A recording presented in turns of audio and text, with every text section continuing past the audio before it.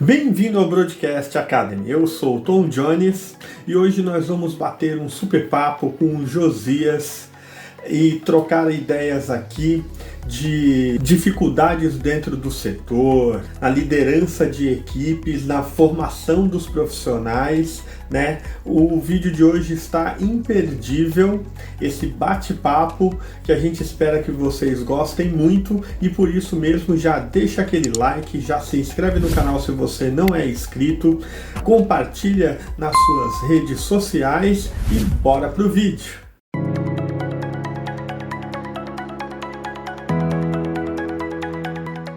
Bom dia, Josias. Vamos lá.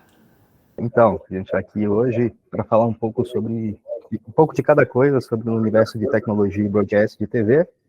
E para quem não me conhece, meu nome é Josias Júnior, sou graduado em Sistemas de Telecomunicações, atuando na área de TV e dentro da engenharia de televisão há cerca de 8 anos, dentro do SBT, antes no SBT em Belém do Pará, hoje trabalhando aqui no Rio Grande do Sul, na coordenação de engenharia do SBT aqui no estado.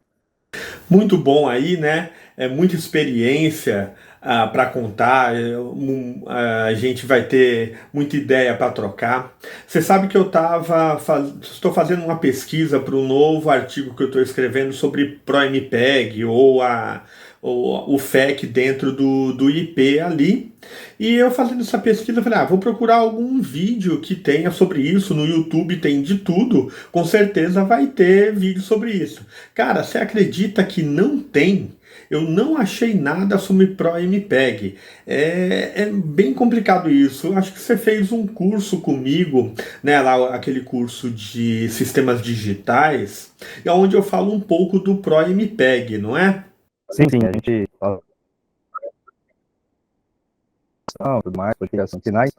E, cara, é engraçado quando a gente fala do universo de TV broadcast, a gente, de fato, não consegue encontrar conteúdo fora. A gente procura e é um conteúdo bem raso e escasso. A gente só consegue mesmo com os profissionais de dentro da indústria ou que já estão há um bom tempo na área. E, assim, no início da minha trajetória, eu tive bastante dificuldade, até hoje, para conseguir encontrar esse tipo de conteúdo. Tanto que a minha carreira inteira foi dentro de manuais e buscando ajuda com profissionais dentro da indústria, né? Com você mesmo, outros profissionais de outras indústrias voltadas para o meio. E assim a gente foi desenvolvendo, né?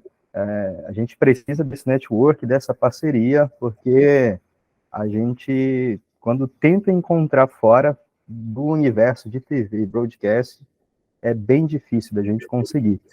As mesmas siglas e algumas coisas que nós usamos dentro desse universo estão fora, mas dizem respeito a qualquer outro tipo de coisa, menos engenharia de televisão. Puta, é verdade isso que você está falando aí, realmente. Né? Inclusive, existe uma coisa que se chama o dicionário técnico de cada matéria. Né? E o dicionário técnico, para cada disciplina, ele muda. Então, às vezes, um termo técnico que significa para uma disciplina, ele é completamente diferente para outra disciplina. Né? Inclusive, isso é o que pega bastante aí no dia a dia. Em 2018, eu estava terminando a minha graduação e me foi incumbida a missão de instalar uma estação de retransmissão em SFN. Eu não sabia nada, na graduação a gente não aprofunda tanto assim, né, para essas questões de transmissão. E eu coloquei SFN no Google para dar uma olhada, pesquisar, apareceu para mim Sistema Financeiro Nacional. Muito bom! Daí eu tive que, enfim, procurar os contatos, falar com o pessoal de outras emissoras. Acho que a gente conversou bastante também na época, não sei se você lembra, para falar sobre essa mudança no nosso meio de transmissão, né?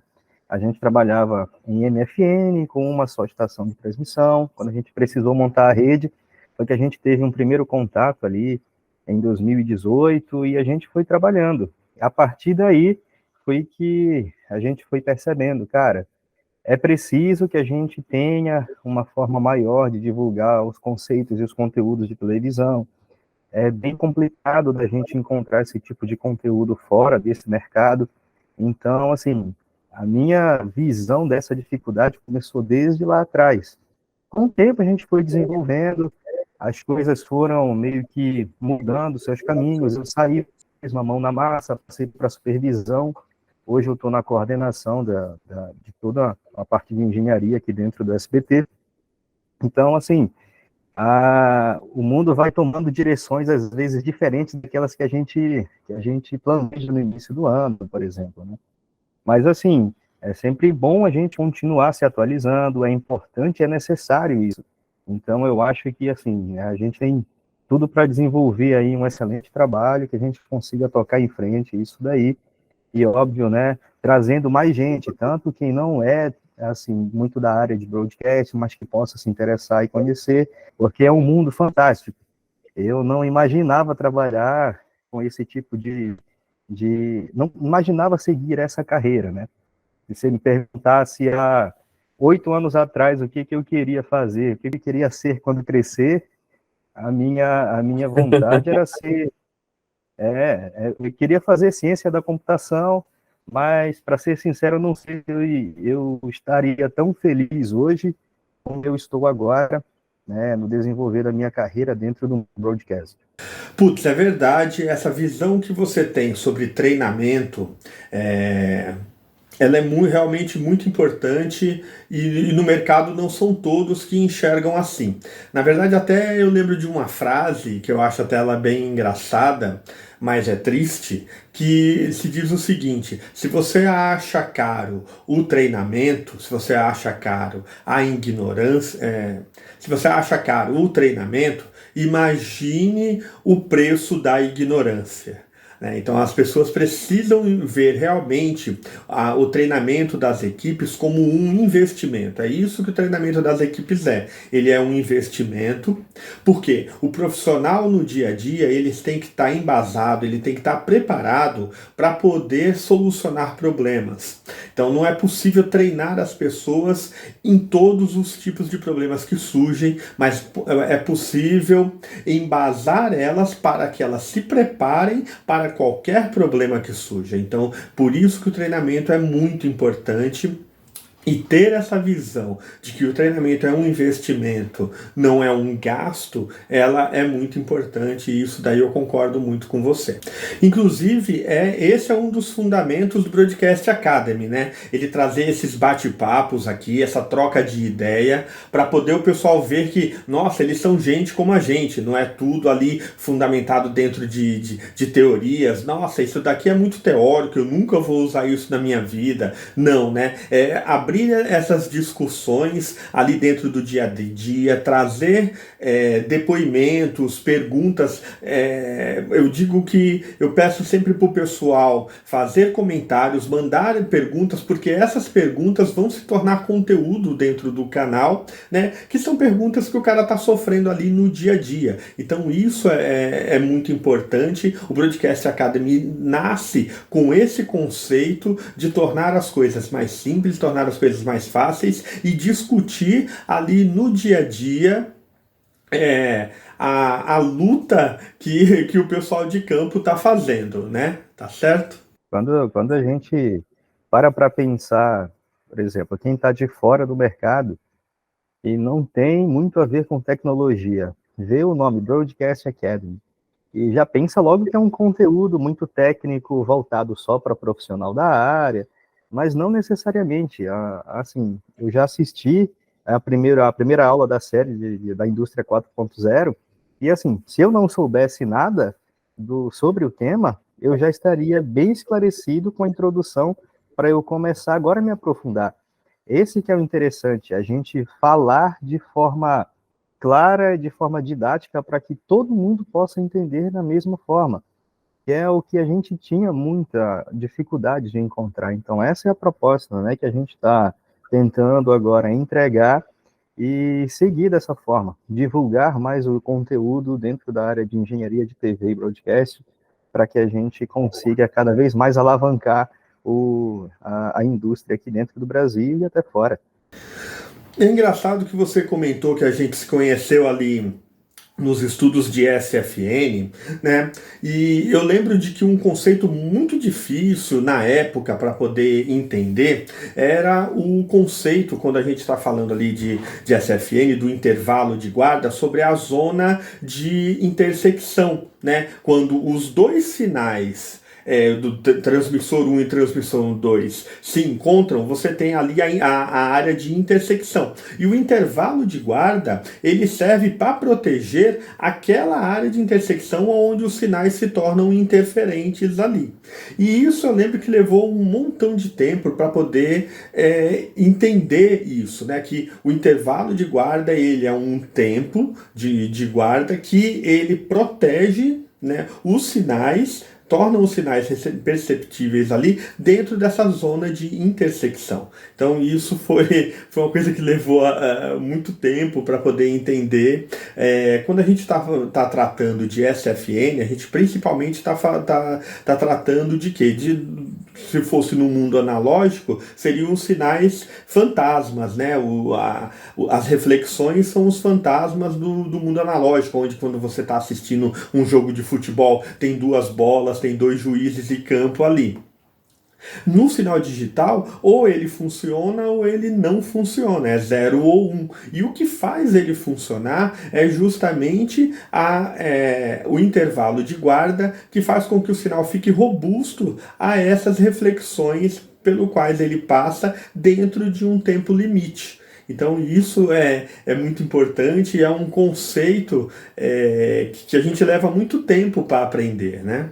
Exatamente, e é um conceito, assim, depois que a gente compreende todo o funcionamento, torna-se simples, mas até você chegar lá, é que leva um tempo, requer um pouquinho de dedicação para que você possa enxergar de forma macro como todo o sistema funciona, e a partir daí você pode meio que atacar esse problema pontual quanto necessário, né?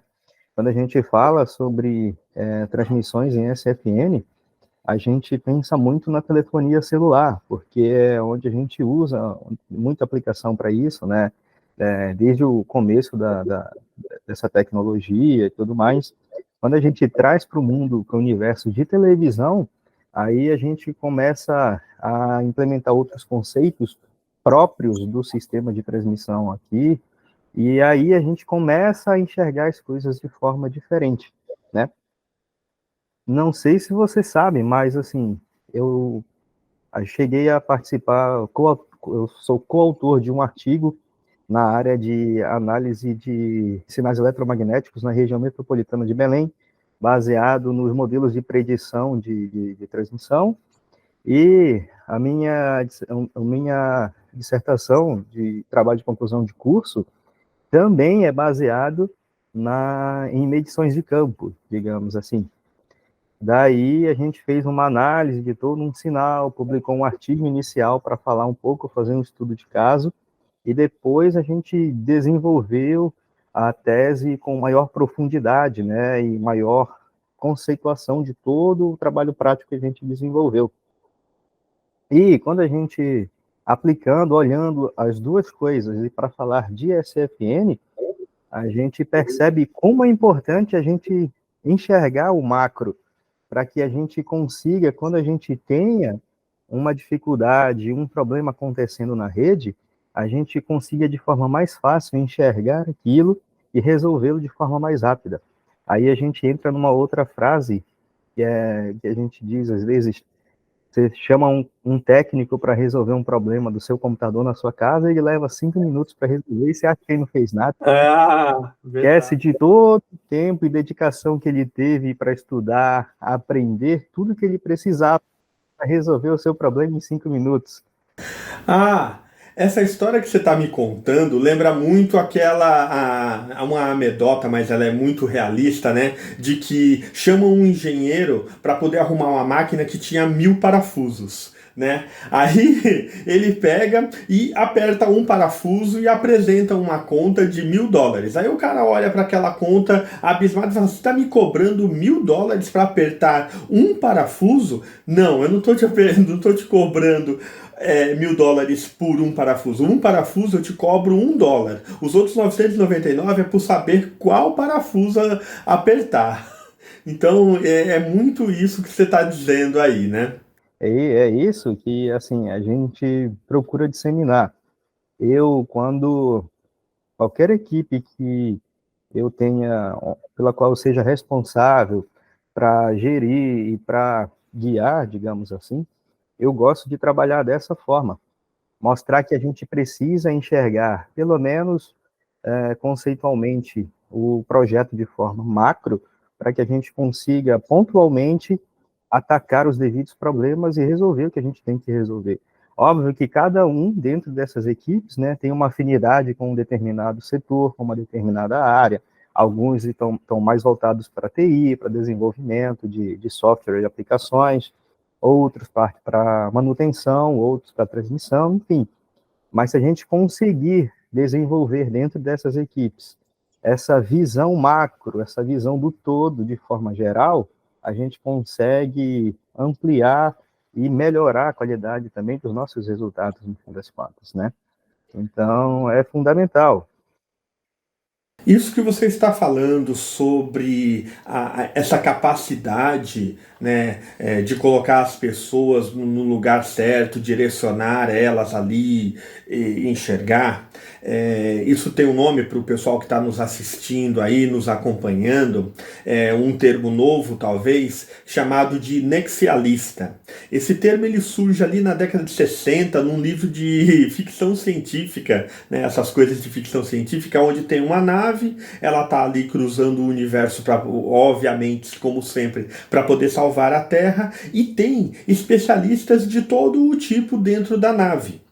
Mas o capitão da nave, ele é intitulado de nexialista. E o que é isso? A partir, conforme a história se desenrola e diversos problemas vão aparecendo, esse nexialista, né, ele é aquele cara capaz de enxergar o todo e mover as peças com especialidades para poder resolver o problema. Então isso é cada vez mais importante e buscado pelo mercado a formação desse profissional nexialista, como é chamado. A gente pode traduzir talvez como uma coisa de generalista, mas aí o generalista fica algo muito, talvez um termo não tão bonito, e o nexialista pega mais ali, né? E isso é muito importante, inclusive, dentro de uma das aulas que estão para ser lançadas do Indústria 4.0, quando a gente for falar de profissionais do futuro, e que são profissionais que precisam estar preparados para resolver problemas de alta complexidade. Essa formação de nexialista, né, ela se faz muito importante. Então, essa visão que você traz aí, ela é fundamental realmente para o desenvolvimento das pessoas, para o gestor, para dentro da gestão de projetos, busca-se muito isso, né? Um profissional nexialista que seja capaz de enxergar o todo cada vez mais.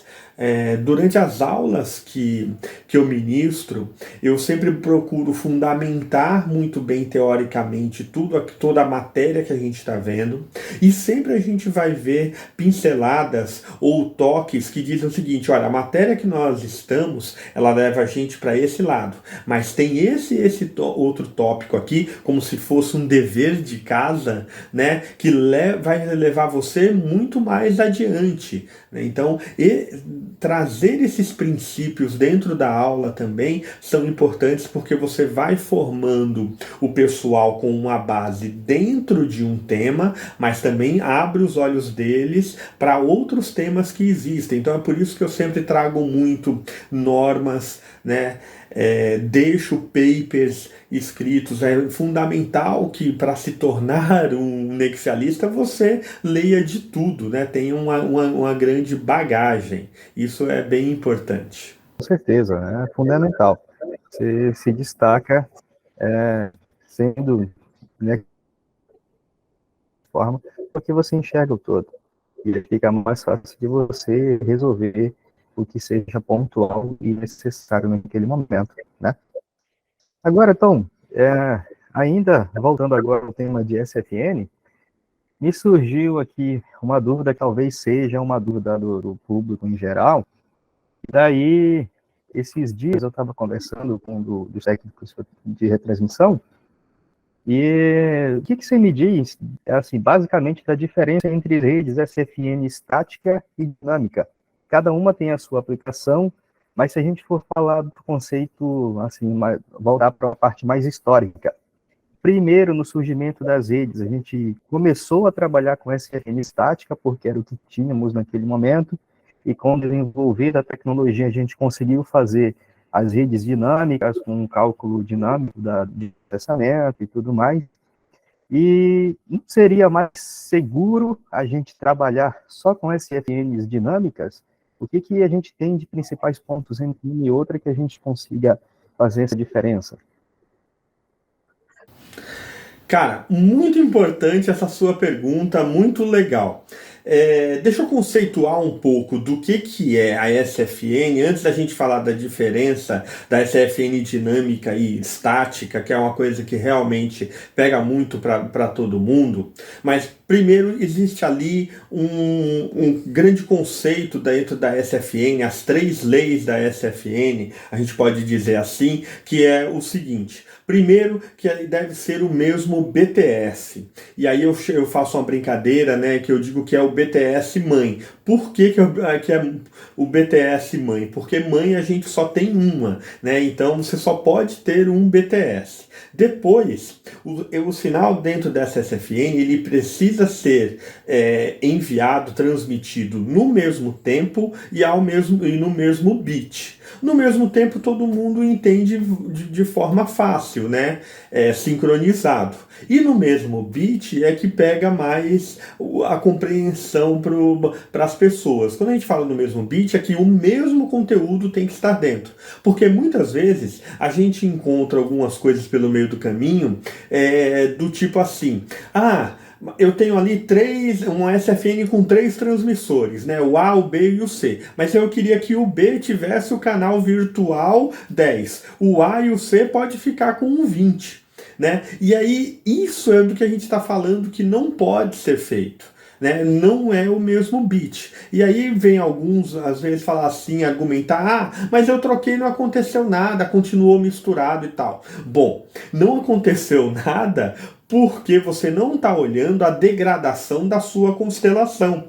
Porque quando se fala que precisa ser no mesmo bit, eu estou dizendo isso porque eu estou garantindo a conformidade dos símbolos dentro da constelação que está sendo modulada e transmitida. Então você pode acreditar que naquela famosa zona de intersecção, aonde os sinais de A com B se misturam, né, ou no caso de B com C se misturam, você vai ter os seus símbolos ali mais destruídos. E principalmente na parte limite do sinal, aonde eu estou já nas bordas da área de intersecção, você vai ter um C sobre N muito mais fraco, muito pior do que o que deveria ter. Então, esses 3 princípios dentro da SFN precisam ser respeitados. O BTS mãe, ou seja, ele só pode haver um BTS, ele é único, o sinal transmitido ao mesmo tempo e, obviamente, o mesmo bit, o mesmo conteúdo.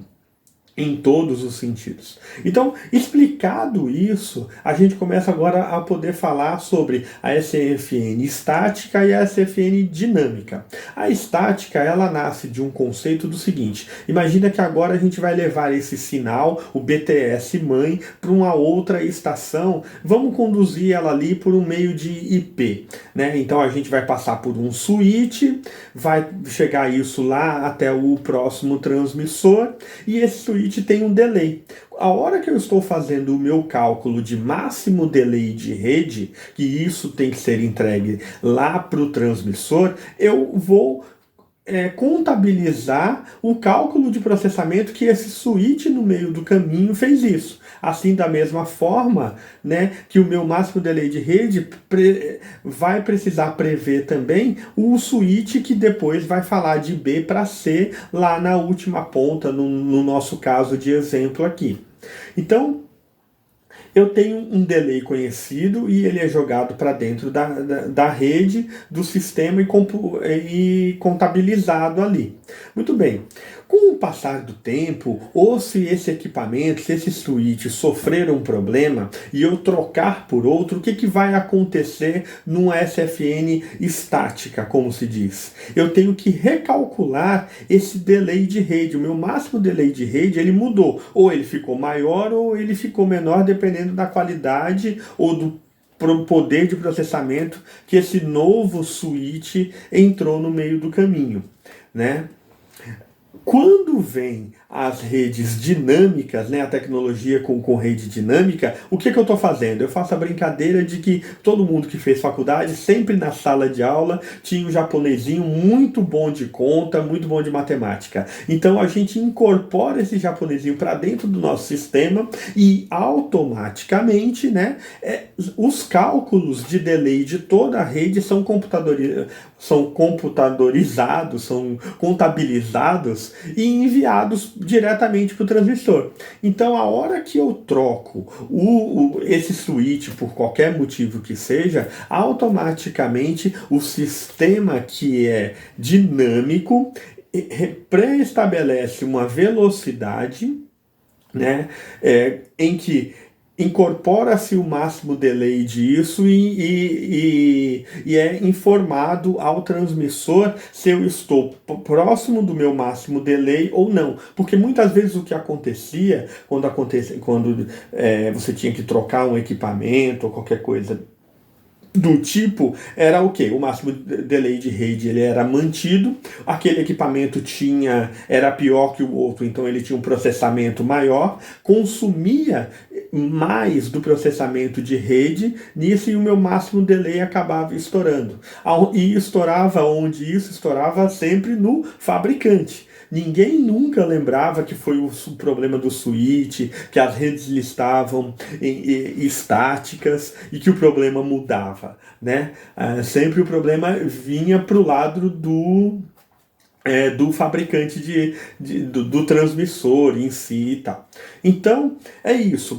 Basicamente, obviamente, existem outras diferenças entre as redes estáticas e dinâmicas, mas a principal diferença é que você consegue, dentro das redes dinâmicas, fazer cálculos e entregar esses cálculos de forma automatizada, mostrando o delay máximo da sua rede.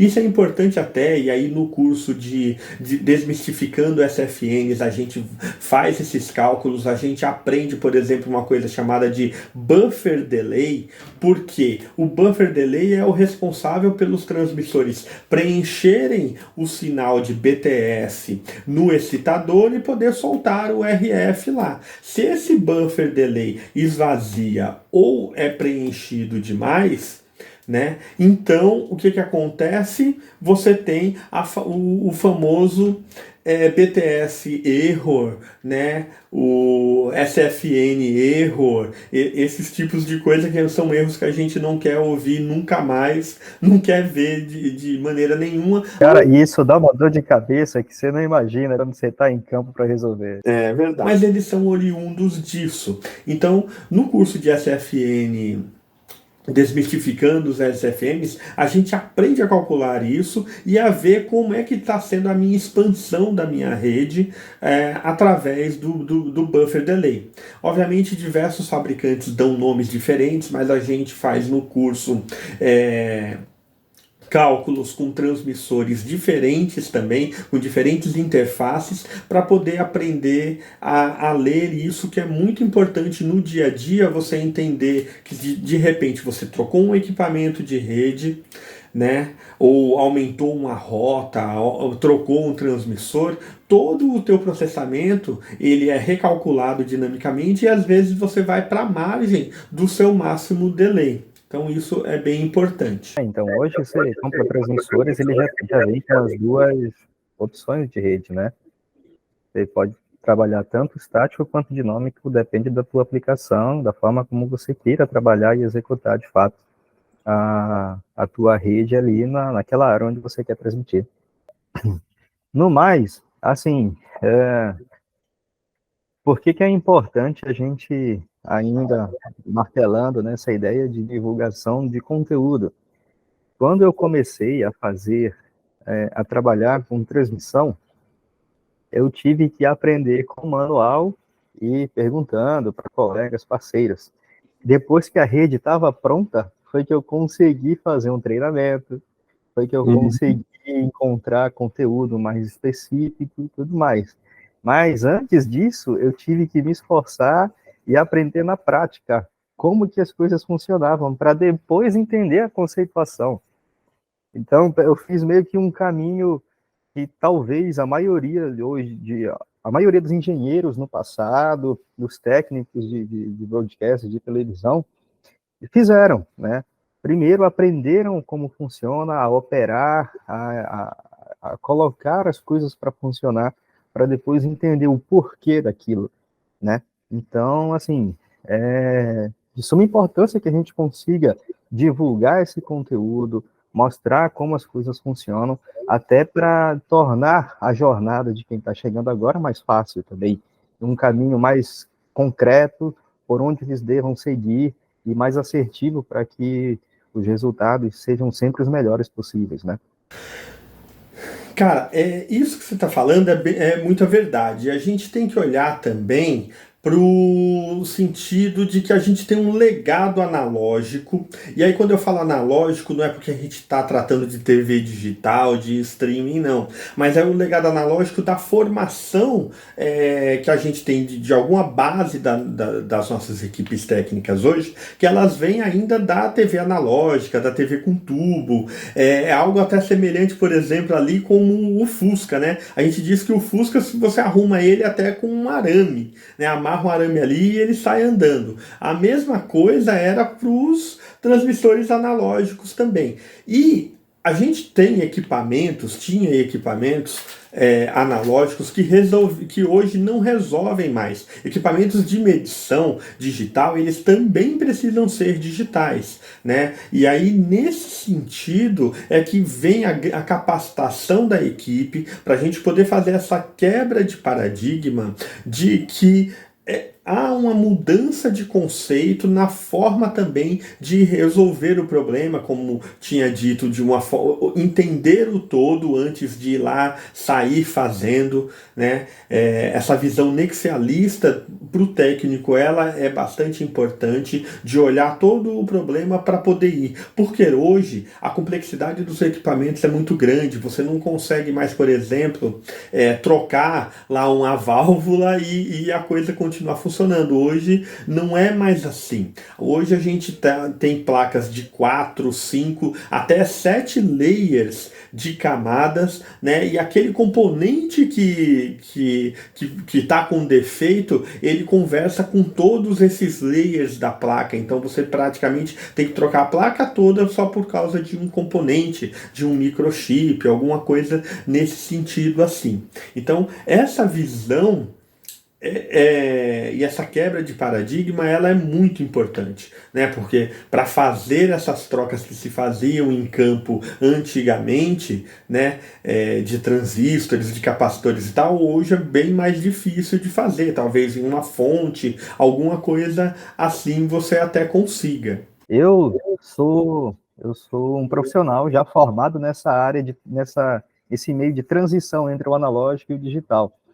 Eu comecei a minha carreira em televisão em 2014, no final de 2014, início de 2015, né, 2 anos e pouquinho, quase 3 depois, a gente desligou todos os transmissores analógicos nas capitais, transmissores de TV analógicos nas capitais. Então, eu participei do switch off e acompanhei muito pouco dessa fase, digamos assim, de manutenções pontuais, onde a gente fazia, de fato, trocava componente do sistema, tudo mais. Hoje, de fato, quando a gente tem algum problema num equipamento, a gente fala com o fabricante, a gente precisa entender o funcionamento dele, mas a gente sabe que quando tem um problema, normalmente a gente nem consegue fazer a manutenção em loco. A gente precisa retirar o módulo que está com problema, enviar para o fabricante, e lá no laboratório deles, eles vão fazer as devidas análises e normalmente parte para a substituição de placa, né? Tornou-se o avanço da tecnologia trouxe esse tipo de coisa para a gente hoje, né? A gente não troca mais, as nossas manutenções hoje são bem pontuais em relação ao que já foi no passado, né? E isso é interessante, né? Uma outra coisa que pouca gente fala e que também tem esse outro lado também do que a gente tá dizendo aqui é que existe também o lado comercial, né? O anunciante ele pagou, ele precisa ver o anúncio dele no ar, né? Às vezes a equipe de produção lá do anúncio levou uma semana para produzir um anúncio de 30 segundos. E bem naquele momento dos 30 segundos do anúncio dele, ele tem algum problema e a coisa sai fora do ar, né? Então tem esse outro lado de responsabilidade também. E aí vem uma grande coisa que é pouco falada e que precisa ser dita, da valorização do profissional de TV em manter o sinal do ar da responsabilidade dele pelos conteúdos chegarem até a casa das pessoas, né? Às vezes a gente escuta o pessoal falando assim, de que, você trabalha com TV, passa o dia todo assistindo TV e tal. Não, não é assim. Eu sou responsável por fazer com que aquele conteúdo que você assistiu tenha chego até você. Eu sou responsável por você ter visto o gol do seu time favorito, né? E precisa ter essa valorização das equipes, da importância que elas têm, da experiência do usuário, né, de se manter o sinal no ar, de se manter o sinal com qualidade, porque ninguém quase vê isso, né, a importância desse trabalho que é feito por esses profissionais. Pouca gente sabe, mas eu venho da TV a cabo, né? Eu comecei na TV a cabo, comecei lá quando era Globocabo ainda, nem existe mais, não conta pra ninguém. Depois virou NET e depois, claro, e tal. Né? E aí lembra-se muito bem assim no tempo da Copa do Mundo a gente tinha que colocar as equipes em locais estratégicos, porque, como o próprio nome já diz, né, TV a cabo, então se havia um rompimento de um cabo, principalmente imagina ali os cabos de fibra na marginal e tudo, quando tinha, é uma loucura total, porque você precisa fazer o sinal voltar. E imagine então a responsabilidade do pessoal de broadcast, que não tem cabo nenhum para arrumar, o sinal tá ali no ar, ele sai do ar e você tem que resolver a coisa. Então essa valorização das equipes, ela é sempre muito importante, né, para poder dar essa consciência para as pessoas, inclusive, né, de que ali há todo um trabalho por trás para aquele conteúdo que está chegando para eles. E é importante a gente divulgar esse tipo de conteúdo também, porque o público em geral, os telespectadores que estão em casa assistindo, eles só estão vendo o palco, né? Uhum. Os bastidores, quase ninguém vê, ninguém sabe, ninguém lembra como que é. Só que se não fossem os bastidores ali, o pessoal por trás das câmeras, esse conteúdo não chegaria para o público, né? Então, assim, é ótimo a gente pensar nisso também, na valorização do profissional, enquanto mostrar quem é que faz, mostrar como que faz isso daí, né? Porque a gente vê muitas vezes que falta, de fato, isso, né? Eu venho de uma casa muito boa de se trabalhar, digamos assim, onde a gente tem muito esse incentivo e eu particularmente procuro trabalhar isso também com as nossas equipes para que a gente consiga desenvolver. Mas é uma coisa que a gente de fato precisa melhorar ainda, trabalhar um pouquinho mais para que o público possa enxergar isso também de forma mais concreta, né? É super importante, sim, com certeza. E a gente está hoje aqui conversando e são Hoje nós somos profissionais meio que de duas pontas distintas, né? Você mais voltado para a indústria e eu estou aqui na ponta, o cara que trabalha com os teus equipamentos, as coisas, os equipamentos que você desenvolve e a gente utiliza para fazer esse conteúdo chegar na casa das pessoas, né? Então, essa troca de informação de como é feito, como é aplicado até chegar lá, cara, é incrível. Para quem gosta desse mundo, eu fico até empolgado e às vezes acabo falando demais por conta disso, né? E isso que você está dizendo me lembra uma coisa, uma frase que eu gosto muito de falar, que é: eu gosto muito das histórias por detrás das histórias. E é mais ou menos o que a gente está fazendo aqui, né? Assim, mostrando para as pessoas que por trás daquele conteúdo ali que ela está assistindo, tem um monte de gente trabalhando, cuidando desse conteúdo como se fosse um bebezinho para não deixar ele cair, né? E que as coisas possam acontecer realmente dessa maneira. Isso me lembra até, inclusive, um comercial, acho que é da Pirelli. Errou! Pirelli patrocina a gente aí. Ninguém acertou! Mas ele é muito emblemático pelo seguinte. Radiais de aço Firestone.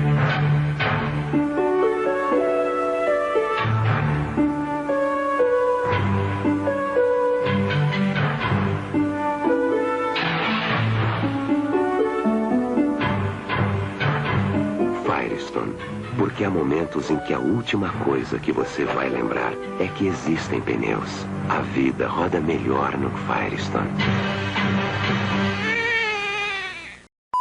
É um comercial antigo, que acontece o seguinte: tem uma tomada aonde um pai, um marido, né? A mulher dele tá grávida, ela começa a entrar em trabalho de parto, ele pega ela no colo, leva pro carro, tá uma chuva enorme, ele sai dirigindo loucamente,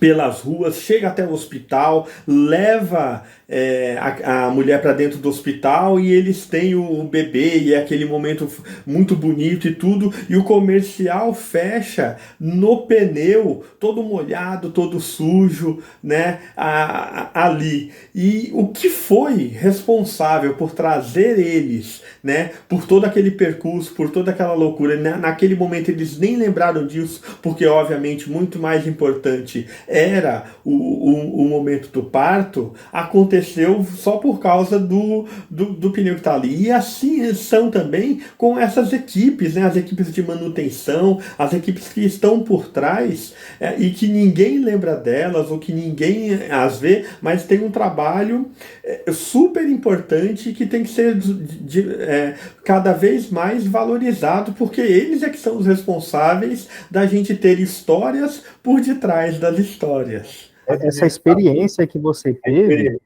é fruto de um trabalho de grandes profissionais e inúmeros profissionais por trás, nos bastidores, para que você pudesse enxergar o palco como você está enxergando. Se a gente fizer essa analogia. Então, eu fico muito feliz a gente pensar dessa forma e conseguir trabalhar isso para divulgação também, até para valorização ainda mais do profissional. A gente sabe, a mão de obra que a gente precisa, às vezes, para conseguir entregar esse conteúdo é bem escassa, né? A gente já sofreu com isso e, assim, de norte a sul do Brasil hoje, né?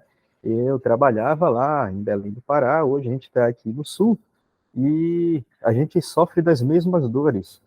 Encontrar profissionais no mercado que tenham a qualificação que a gente espera, que consigam enxergar os conceitos de TV e broadcast que a gente precisa para implementar dentro do nosso modelo de negócio, não é fácil. Então, a gente espera conseguir divulgar, formar mais profissionais e trazer mais apaixonados por esse mundo aqui para dentro, né? Porque, como eu te falei, não era o que eu esperava fazer, não era o que eu sonhava fazer, mas hoje é o que eu amo fazer e eu estou muito feliz trabalhando no meio de TV e broadcast aqui. Cara, é verdade, é muito isso mesmo. E a gente precisa cada vez mais achar mais apaixonados desse tipo aí, né? para que a gente possa continuar assim nesse bate-papo. Inclusive, pessoal, escrevam para nós, digam o que vocês acharam aí desse bate-papo, tá certo? Mandem perguntas e escrevam aí. Muito, muito legal, gostei muito disso aqui. Eu quero fazer isso aqui mais vezes porque realmente é muito gratificante, né? E Josias, muito obrigado por estar aqui. Muito obrigado a todos que nos acompanharam aqui no Broadcast Academy e faz aí os teus agradecimentos finais. Pessoal, bom, primeiro eu gostaria de agradecer pelo convite, Tom, de estar aqui junto com você nesse bate-papo aqui dentro do Broadcast Academy.